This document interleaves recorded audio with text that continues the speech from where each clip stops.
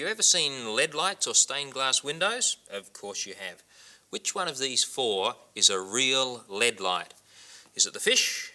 Is it the triangle? Is it the butterfly? Or the sun? Only one of them is a real lead light. You've made up your mind? Well, actually, it's the triangle. That one has real lead in it and real pieces of glass. The others are all plastic imitations, yet they all give the same effect. Bright colours with light behind them. Real lead lights have little channels of lead, and they have real pieces of glass which fit into those channels, and they're intricately soldered together. Sections of glass are cut out and all fitted together to make a window, which gives that sort of effect. But the plastic imitations are much easier and certainly much cheaper to make, and you can make them yourself. There are a number of ways of doing it. One way is to buy a kit that has in it a little frame, and here's a frame from a plastic kit very similar to the one that made the fish, the butterfly and the sun. This one is for a flower, as you can see. That's made of metal, and coming with the kit are little packages of plastic beads. What you do is to decide which colour you want where, and then pop the plastic beads into the appropriate place. There's the centre of the flower if we want it purple. If we want petals pink, we put the pink bits in the ones we want pink. We could put white, green, all sorts of things there. And then you do this on an aluminium pie dish or an oven tray, foil, and then you put the whole thing in an oven. The plastic melts and you get that effect. Those kits cost several dollars each. You can get the same effect for no cost at all using odds and ends around the home. Here's what you do. First of all, scrounge around the kitchen and the bathroom until you find clear plastic things that have been tossed out. Things like pill bottles.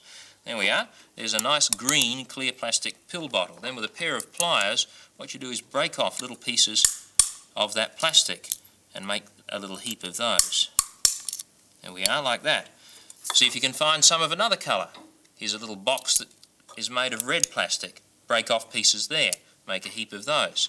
I've also collected little bits and pieces of a comb that was partly broken anyway, and those teeth of the comb are an orangey brown colour.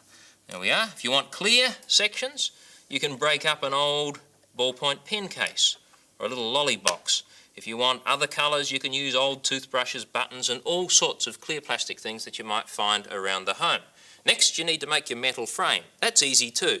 Use some pieces of aluminium foil, ordinary cooking aluminium foil, and then roll it up into little strips. Do this carefully and you'll end up with little strips like that. You use that to bend into the shapes that you want. For example, if I want a triangle, I can simply bend this into a triangle of any size or shape that I want.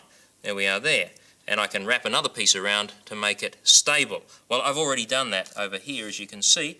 Can you guess what I'm going to make? I've used a triangle and a little four-sided tub and some copper wire to join the bits together. I'm going to make a Christmas tree. Here's what I do. Take an aluminium pie dish once again, place that down as flat as you can on it, and then decide which colour you want where. Well, you guessed it, I want green for the leaves of the tree. So I drop in some little chips of plastic in that position there, and then I decide I want a red tub. So I take some little red chips and drop them in the base, like so.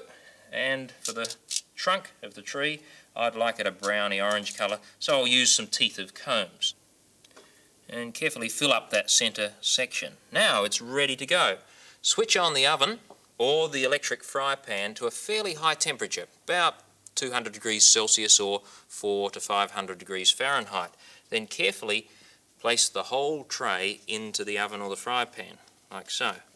So I'll switch this on up to 200 Celsius. There we are. And then place the lid on the fry pan or close the door of the oven and go away for about 20 minutes. That's about how long it'll take for the plastic to melt. Now, if you like, you can come back every 10 minutes or so and just have a little peek. And after 20 minutes, you'll find something absolutely remarkable has happened.